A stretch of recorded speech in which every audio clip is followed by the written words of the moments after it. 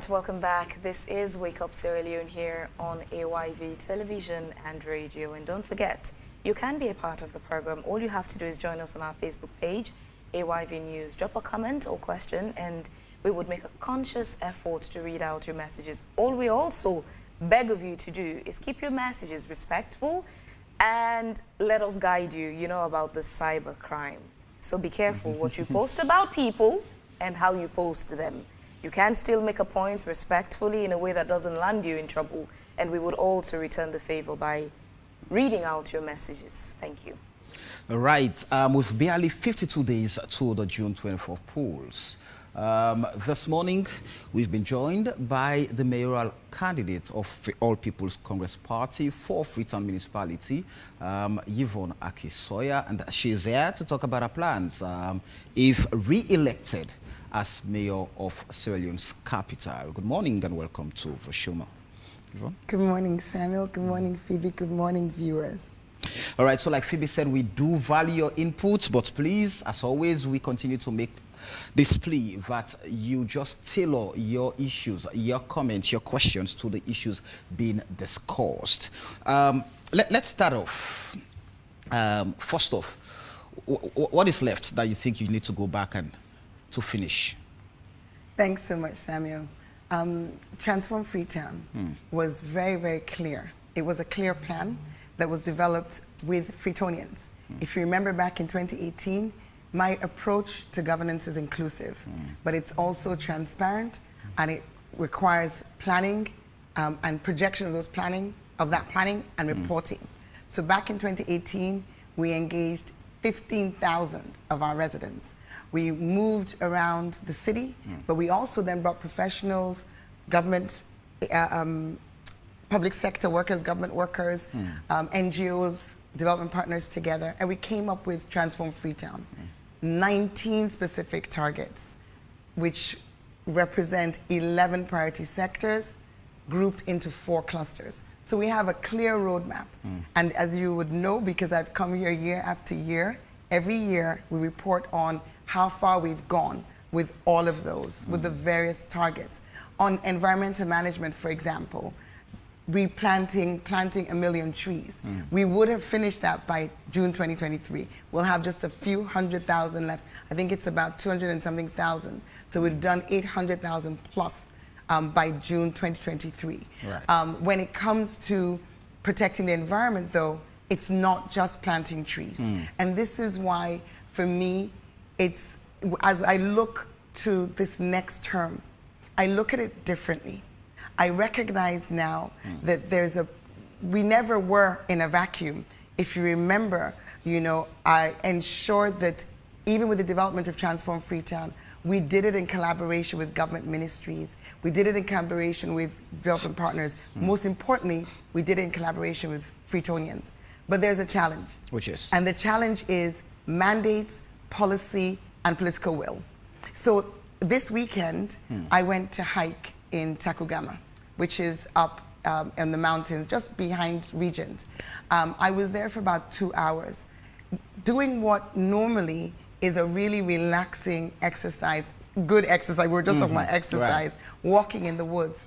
But I was heartbroken to see the devastation of the natural environment, the green belt. And I don't say this because I love trees. I do love trees, but I say this because I love people. And one thing the people need for life is water. And the trees are not there just because. The trees protect the water catchment. And many viewers will remember, it was an AYV recording we all saw when the Minister of Lands at the time and the Deputy Minister of Water were having a conversation at the base just below Guma. And the point was being made by the Deputy Minister, you need to stop these constructions because we're going to have a disaster. The dam could break, people's lives could be lost, but significantly, what we saw and what we're already seeing and what I saw when I went up to Takugama, I went to the Takayema Dam.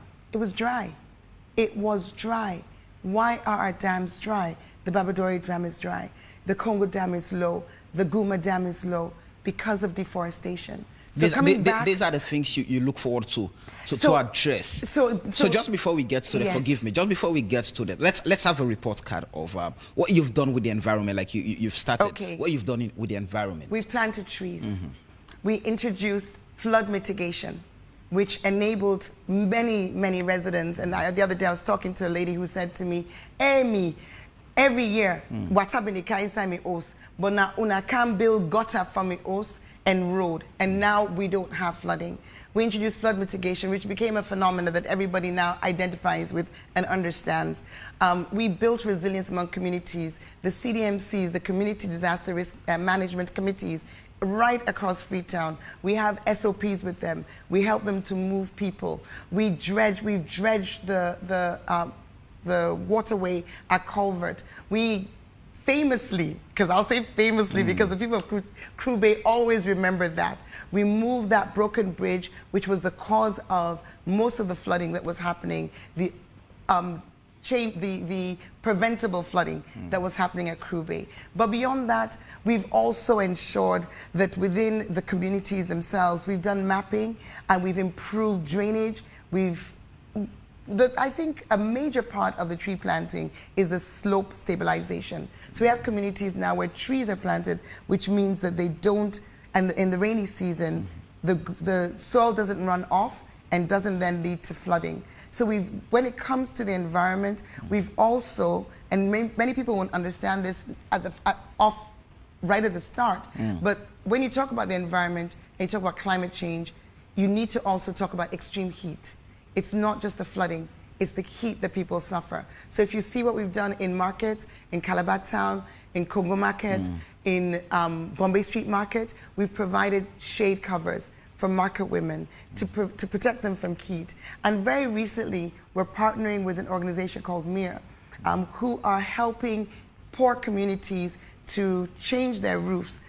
If you live in a slum community, in fact, if you live in an informal settlement, and you live in a house made of corrugated iron, what we call palm body. Can you imagine how hot that gets in the daytime? And the sun comes right through because that corrugated iron actually absorbs the heat. Right. We've been replacing them and putting a plastic film which reflects the sunlight. And I went into one of those homes in Crew Bay where we're measuring the temperatures with MIR, and there's a 6-degree reduction. So we've worked with communities, we've worked on tree planting, but let me come back to what I saw at Takugama. Because what I saw was a destruction in a moment of the forest. Part of the transform Freetown. Which can't happen, no. Phoebe, just let me finish the sentence. I said I'm taking a different approach. And the approach I'm taking is recognizing that the council never ever we can't, on so many levels, achieve our objectives if at the central government level there isn't an alignment of direction. There has to be a protection, because when it comes to conservation of the forest, that Western Eyre Peninsula, WFP did a report just a few months ago that showed that we lost over 1,500 hectares of forest. This is where we have NPAA, we have EPA, we have Ministry of Environment, we have Ministry of Lands. But what the forest guards showed me, the Takugama forest guards showed me, they showed me houses being built in the forest. And they said, when we call, they get orders from above. So we need to look at these things holistically, whether it's road construction or it's forest preservation. When it comes to these activities, we need to know that the journey to transform Freetown has to be supported by policies at the national level. You've attributed some of your challenges for limitation to the fact that while you were in office as mayor, your political party you were given ticket under differs from, of course, the political party that sits on the executive throne of governance right now. If people choose to vote President Bio, should they also choose to vote for Gento to eradicate that level of problem where if they vote you and probably President Bio wins again, there's still that issue of, you know, the center cannot hold? Shouldn't that probably be a reason why they should do President Bio and Gento? Well, I don't know why you said probably, because I believe we're in a democratic election where the probability will be determined by the voters. And from my perspective, there are two things I would say in answer to your question, Phoebe. First, I'm going to take the theoretical approach, which is the approach I had last time around, which is that we are in a multi-party democracy. That is the reality. That means that what is being offered by a candidate should be able to be assessed on the basis of the candidate's experience, the candidate's commitment, the candidate's integrity, and their ability to deliver. Now, the point about the relationship between the central government and the local government also should hold in the context of a multi-party democracy. What we should have is an ability to go through an election cycle, to end the election cycle, and to say, now that's over. Now it's governance.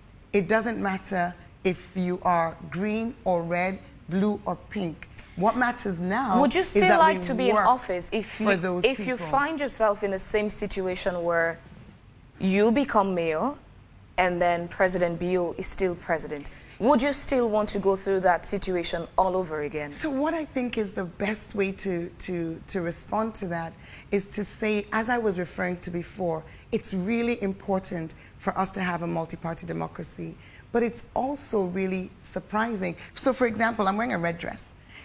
When we won, when the elections ended, I made a conscious decision that during the elections, I am campaigning for my party. When I come into governance, I am working for everybody, and therefore I put down my party colors. And in my view, you put down your party colors in governance and you take them back up when you are in the political cycle. Now, I asked you that question under the context of how the central and the local government in this Western area could not agree in some cases, and as you have explained in some interviews, became a limitation to some of the things you could have accomplished in office. So I ask again, under that context, would you still want to be put in that situation? So, you know, for some viewers, they may not understand what you mean by that situation. So I will elaborate for you. The situation I found myself in was one where I was willing, ready, and committed to working for all, and said so many times, and yet found myself after the 8th May speech, in which APC executive members and APC generally leadership were referred to as terrorists, found myself in a very interesting situation. In 2019, when we introduced, in 2020, when we introduced the new revenue property rate reforms, which would increase revenue and enable council to do more work for Freetonians, our revenue collection was stopped for an entire year. I found myself in a situation where legitimate travel, which was mirrored right as I was going through the process, we had AFCON. We had the government, the Ministry of Sports, take 70+ people to Cameroon, paid their hotel bills, paid their per diem. They were not staff of the ministry. They were not staff of government. They were revelers, but staff of city council, not staff, a consultant to city council. That was the point. She wasn't staff, but she was a consultant, paid for by a foreign donor, sitting next to, in the office next to mine, working and bringing revenue to council, revenue through international collaborations to the tune of over $4 million. I found myself through an ACC, going through an ACC investigation that went on for 1.5 years.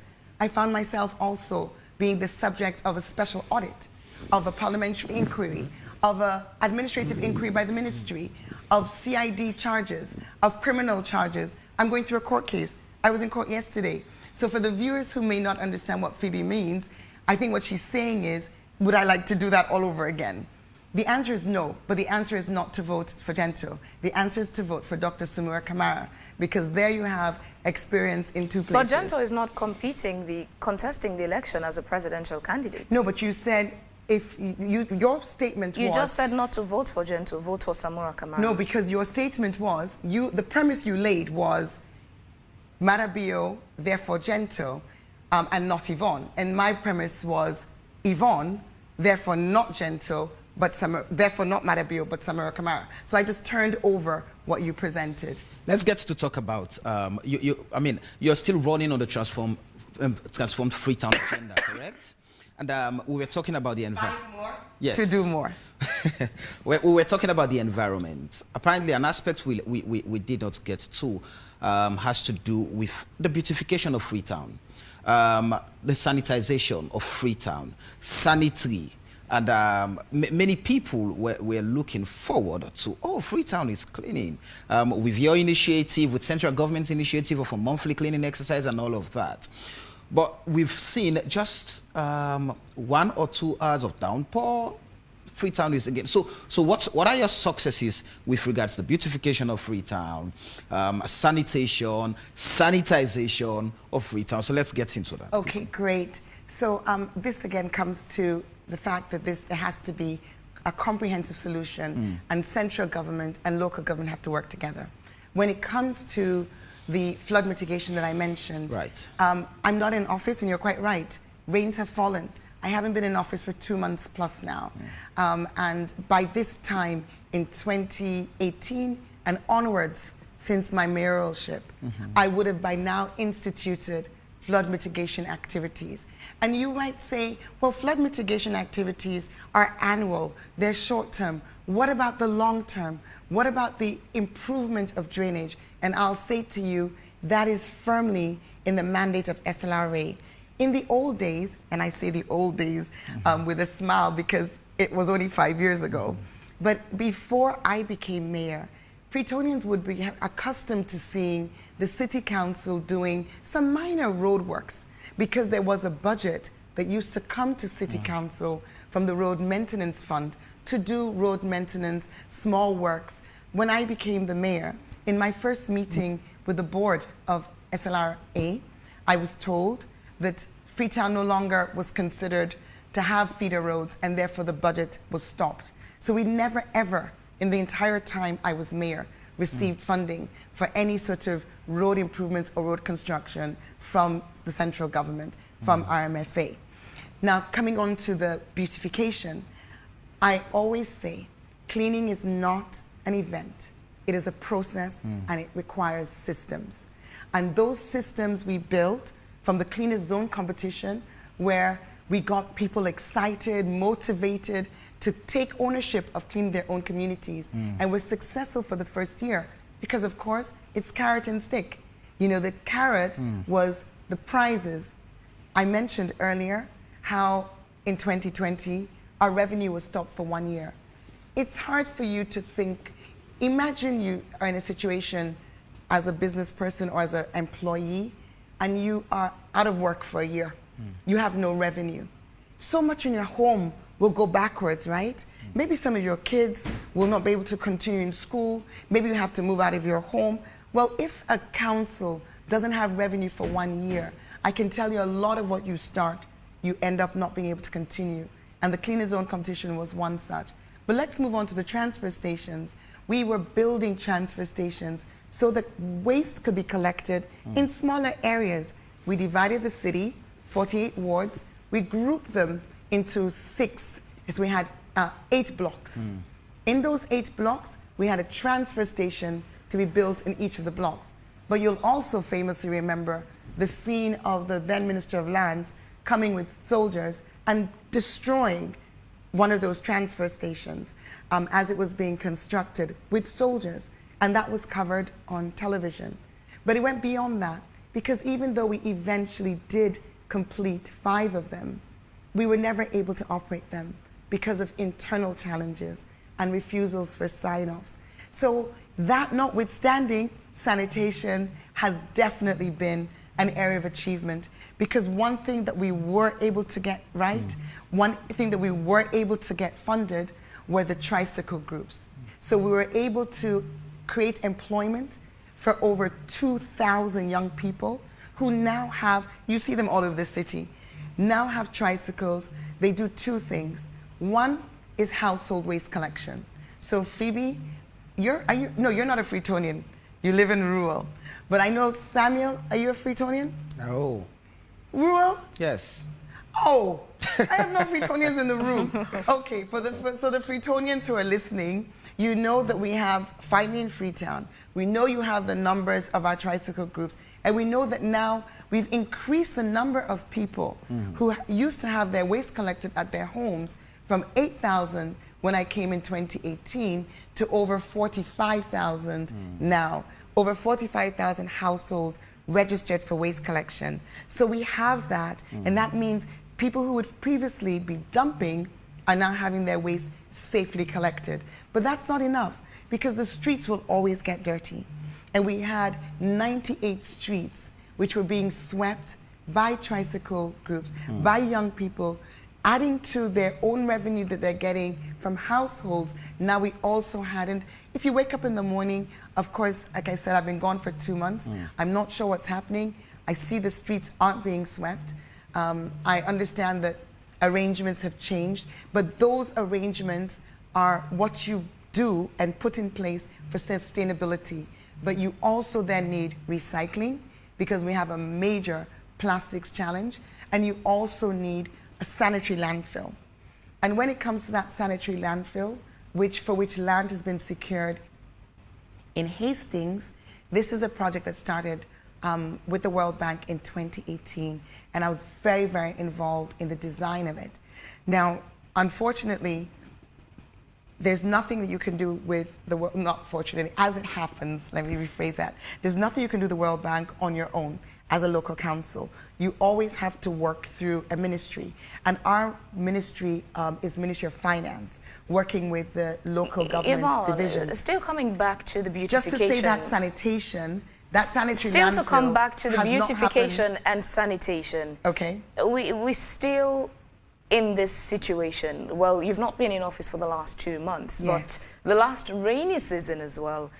When it rains, even if it's for 10, 20 minutes, you see some parts in Freetown, part of the CBD, that experiences flood. Pademba Road, for example, it's part of the CBD. Absolutely. You go to the beach, you would see seaweed at the beach. Coming on. Exactly. Yes. And you know, it's part of Freetown. Absolutely. It's part of the beautification that we have that place cleaned. Why weren't you able to successfully have the beach, for example, clean? Because the Lumley Aberdeen Beach is where not just international tourists, but even local tourists, it's the go-to spot for people. It used to be my walking spot. But why weren't you able to have that place clean?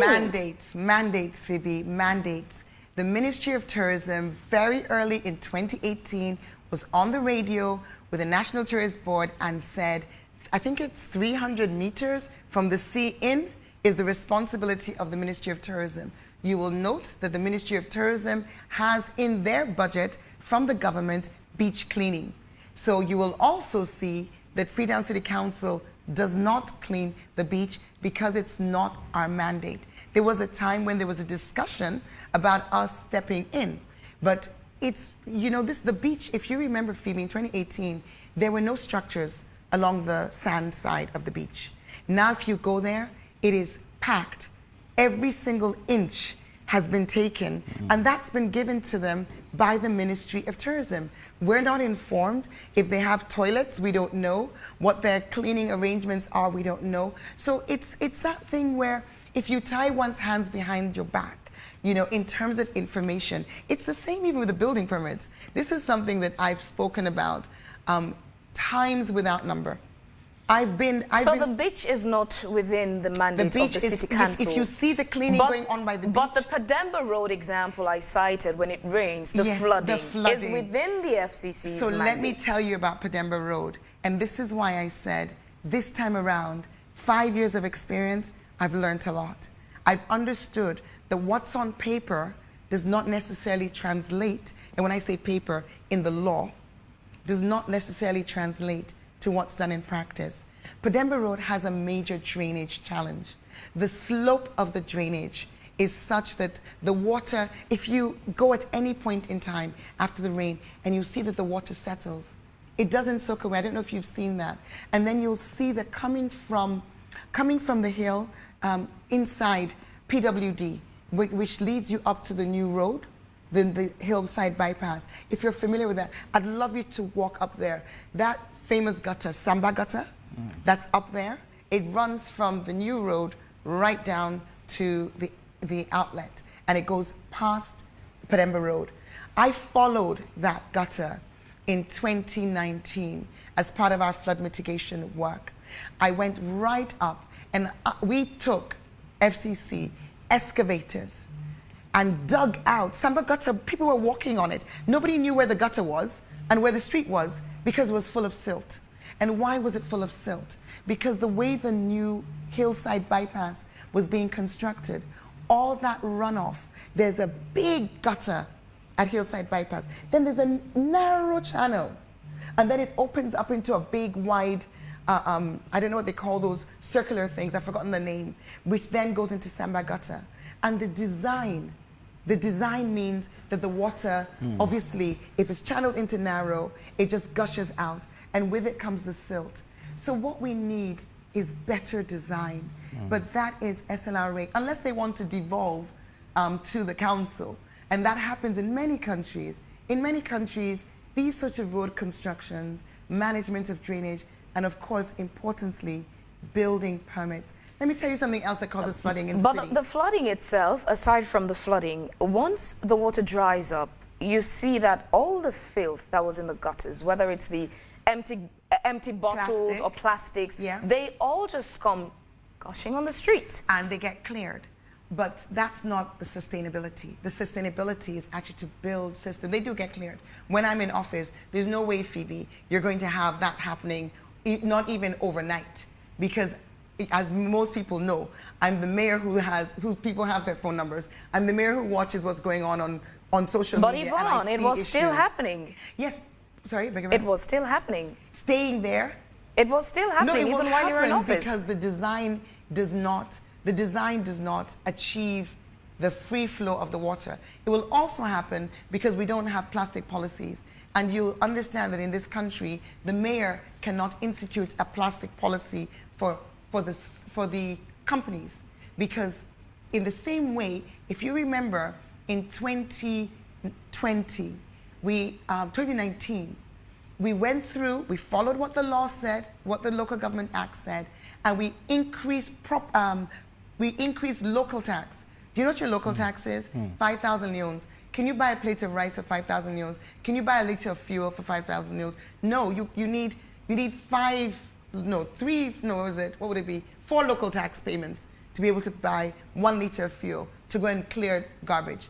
But the local tax, we increased it, following the rules, following the act. We had to publicly tell the public 3 months before. We had to pass a resolution, and we did.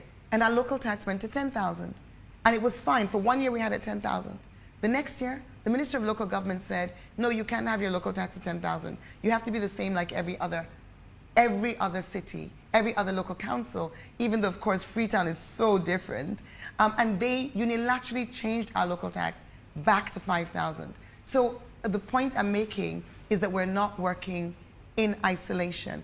And the Roads Authority, when it comes to the design of gutters, when it comes to making policies which will impact companies operating in Freetown, we cannot make them on our own. But we've experienced other policies, instituted by your predecessor that helped to contribute towards revenue generation. I can recall the Operation Weed, the free flow. You throw garbage in the street, you're fined. You urinate, you're fined. Yes. That was also a revenue generation. But it wasn't, unfortunately, it wasn't sustained. But it was working for a while until inconsistency on the part of the FCC came in, and then it stopped. Well, I can't speak on what my predecessor did. Yeah, but the point I'm making is there are other policies you can institute for revenue generation. Oh, yes. And which also contributes towards beautification. 65% of our revenue comes from property rates. And in this high inflation environment where fuel went from when we started in office at 6,500 to when I left office at 21,500, I need you to understand that when you want to do work, you need finance to do the work.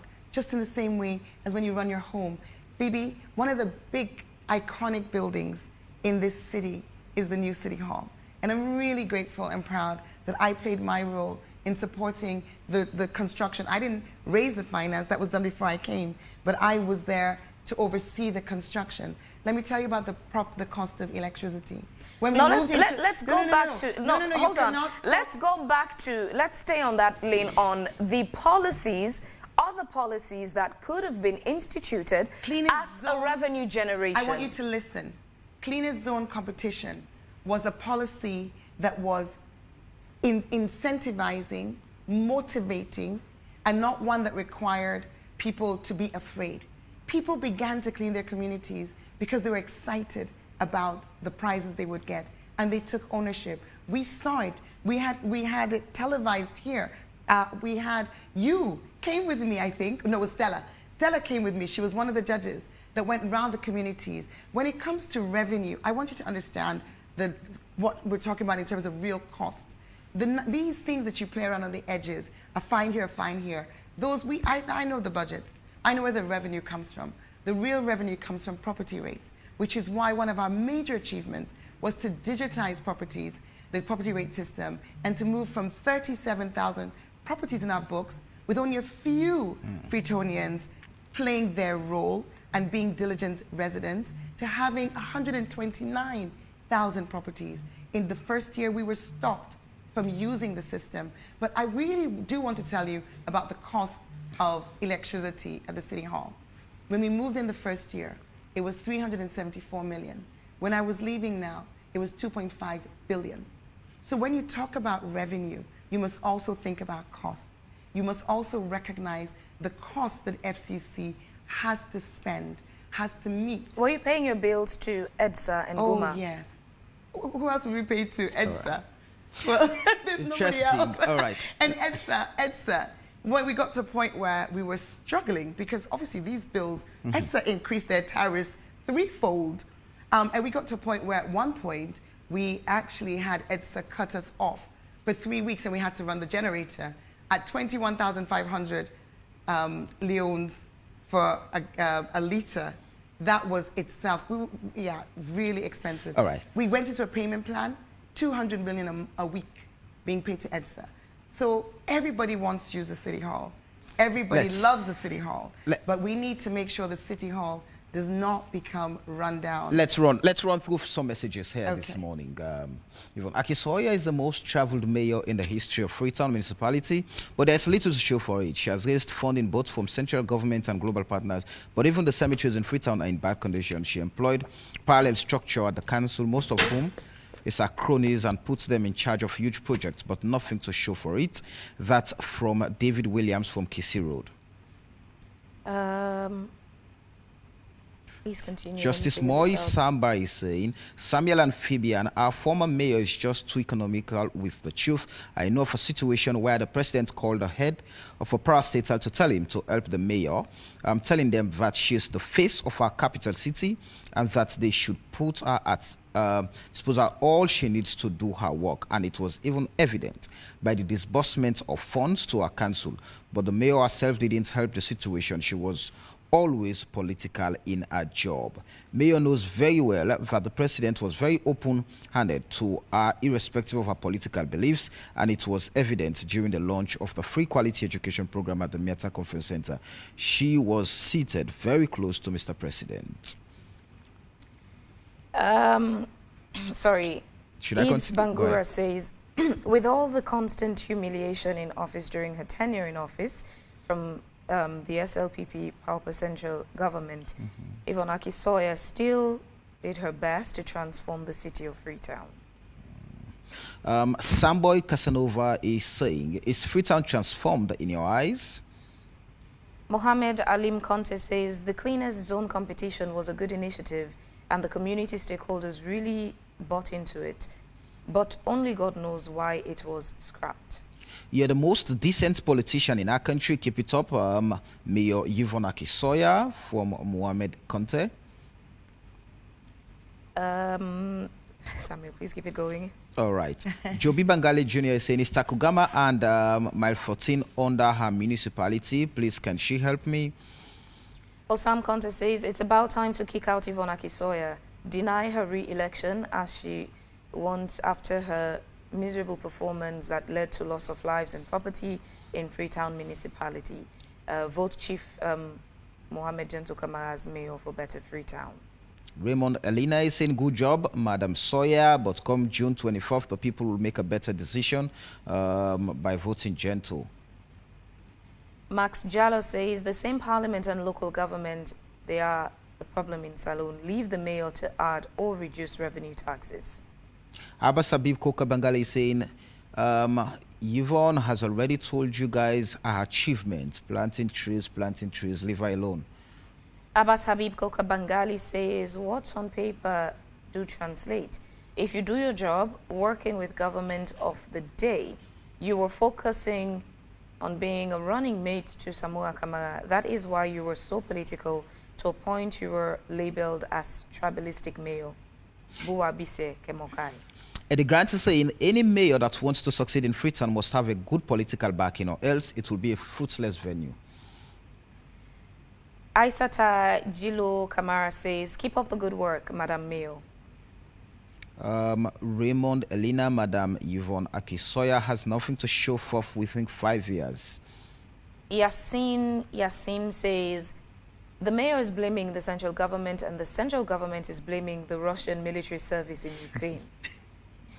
All right, Ronald Georgestone is saying, let Freetonians decide if they feel that you have done enough to get a second term. The proof in the pudding is in the eating. I believe it's left with Freetonians. French Sylvanus says, let her learn to take responsibility. So long as central and local governments aren't working in partnership, then many of the projects aimed at developing Freetown for all and sundry will never be achieved, which is sad, as unity is strength, but division persists. From Ronald Bresford Ignatius Georgestone. And the same Ronald Georgestone says, so long as central and local government aren't working in partnership, then many of the projects aimed at developing Freetown for all and sundry will never be achieved, which is sad, as unity is strength. All right, my final message is saying, come June 24, Yvonne Aki-Sawyerr will surely win the election. That from Ekundayo Marcus Stanley. Can I respond? Just a minute. Oh, Samuel, please keep it going. All right, I think that's my final message. Let me respond, because there's quite a lot here, so we can take another round if needed. Yes, quickly, go ahead. Okay, so nothing to show. Well, I totally disagree. Wilberforce Market is under construction. We have built for the first time in the history of Sierra Leone, not just in Freetown, a wastewater treatment plant, which means that in King Tom, instead of the feces going onto the dump site and polluting the water, it's now being treated, and the treated material is being developed for use as fertilizer in agriculture. We have nurseries started in markets, Congo Water Market. There are children there who will talk to you and sing for you, and their lives have been changed. And we have more of those markets those nurseries in markets for market women being built. We have over 1,200, 2,000 young people who are now self-sufficient and working as tricycle operators. We have over 500 women who are working in urban farming. We have a feasibility study, not a pie in the sky, let's hope for the best, but a technical feasibility study funded by C40 cities underway for a cable car system in our city. We have 65 water kiosks and 15 public toilets, which are the construction will be starting in the next few weeks. We also have waste to energy in Susan's Bay. We have at the Hagan Street Market, if people remember the waste to energy plant, the biodigester at Aberdeen, which is fueling energy for the Aberdeen Women's Center. Right. We have a similar one being put into Hagan Street, which will provide lighting for the Susan's Bay community. If you go there right now, you'll see post the fire, widened drainage, 6 toilets, which are under construction. So I have no doubt from Ward 399 to 446. And the good thing about the way I work is everything is documented with photographs, with pictures, with locations. So for those who perhaps it's a genuine question and the person generally does not know about any work I've done, please visit the FCC website and fcc.gov.sl and look under Transform Freetown. All the reports are there. And the mention of the Aberdeen roundabout, indeed, as I said, you know, I made it a priority to work with the central government, but I can't ignore the fact that for 1 year revenue was stopped, that I was taken to the ACC for an investigation for 1.5 years, which was inconsistent with the approach to similar issues in the audit report, that I was the subject of an inquiry from the Ministry of Local Government, which has not happened to any other local council, that I was accused in the August 10 report, that I was named as a person of interest. But when you read what was written, I was told I organized a prayer meeting to topple the government. And that prayer meeting, the planning, was instituted by Sister Wisdom Kanu. I wrote to AYV on behalf of the religious leaders. I have the email asking for AYV to give airtime to those religious leaders to pray for the peace of Sierra Leone. And that was widely known. So I can't ignore these things. So it's very nice for people to say, oh, she's political, she's making excuses, but the reality is the reality, and you can't get away from that. Someone also said about why was the cleanest zone scrapped? It was, as I tried to explain, the year we started the cleanest zone competition, the following year was when our revenue was stopped for a year. I also wanted to mention, in case people have forgotten, because I know 5 years is a long time. Some things don't stay at the top of one's mind. But you know, one of the things that I'm really, really proud of is the fact that even though we don't have a specific mandate in health, you know, beyond supporting PHUs, which is very vague. We're not really, you know, we're given $1 million loans per PHU for the year to pass to the PHU. That can do nothing really. But in spite of that, we were able to raise funding for PHU upgrades. The Ross Road was upgraded and had more maternity facilities, and same with Greybush. But it didn't stop there.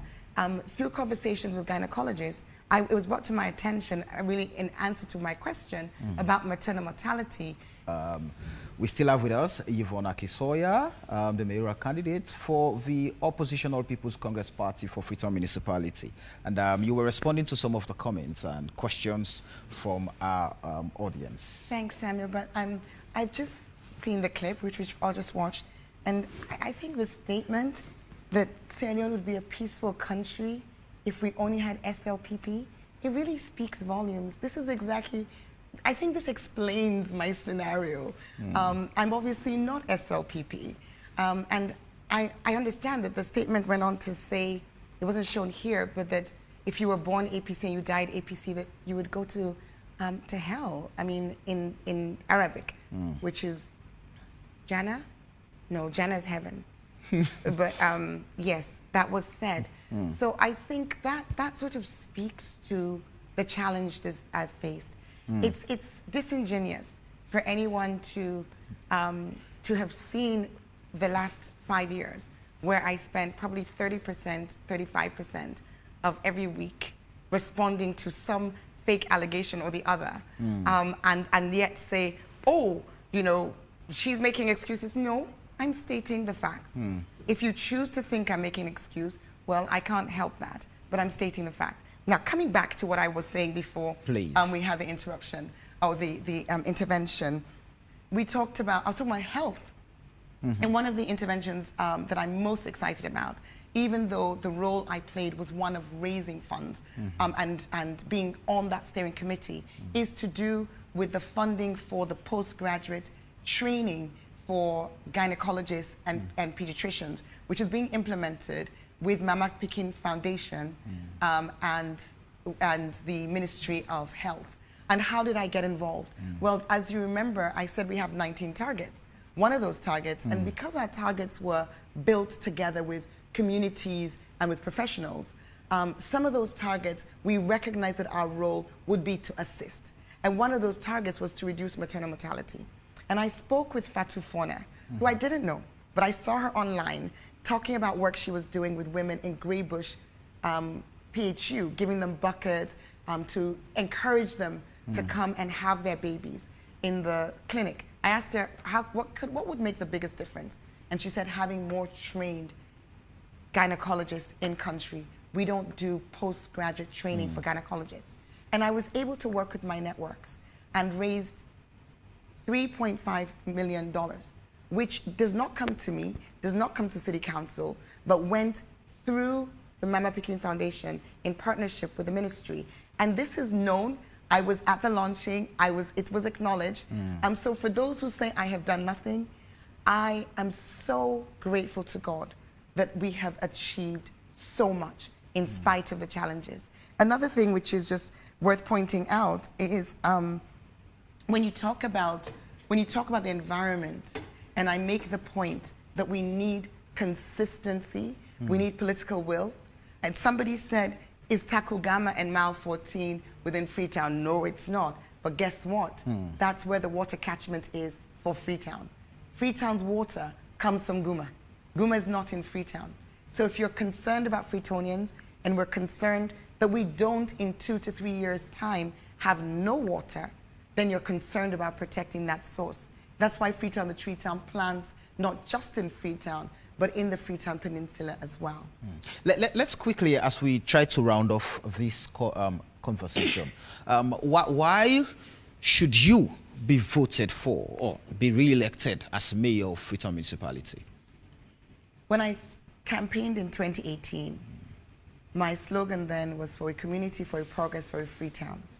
I took all of what we talked about, from geomapping the city in order to increase revenue through digitized property rates, providing support to traders, investing in the sanitation, protecting the environment.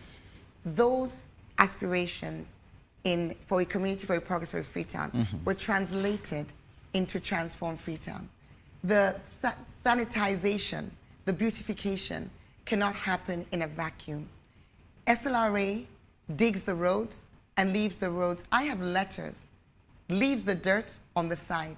EDSA puts poles. I'm sure many of you have seen them. They dig, the contractors, and then the mound of dirt is left around there. Those things are eyesores, and I have written and have not had responses.